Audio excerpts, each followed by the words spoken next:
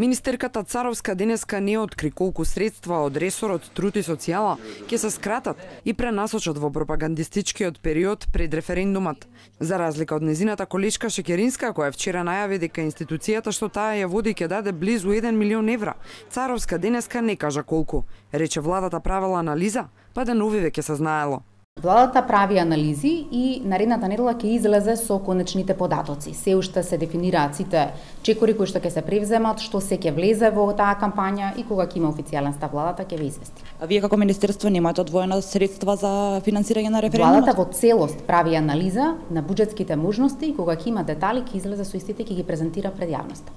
Во меѓувреме не стивнуваат реакциите на јавноста, прво заради тоа што се работи за буџетски пари, а процентите од последните анкети покажуваат дека референдумското изјаснување нема силна поддршка.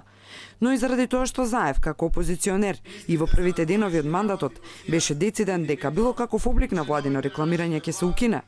Тоа ги заробувало медиумите и ја гушело слободата, велеше Заев. Ги прекинавме владините реклами кои беа назначени од домашните и меѓународните фактори како извор на притисоци и контрола врз медиумите.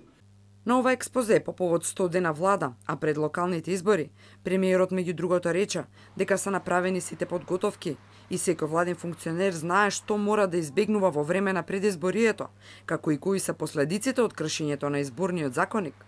Зошто сега власта не се држи до овие принципи? Сега, и покрај предупредувањата дека со парите за јавна пропаганда се крши законот за референдум, премиерот сепак е решен да ја иструка работата до крај.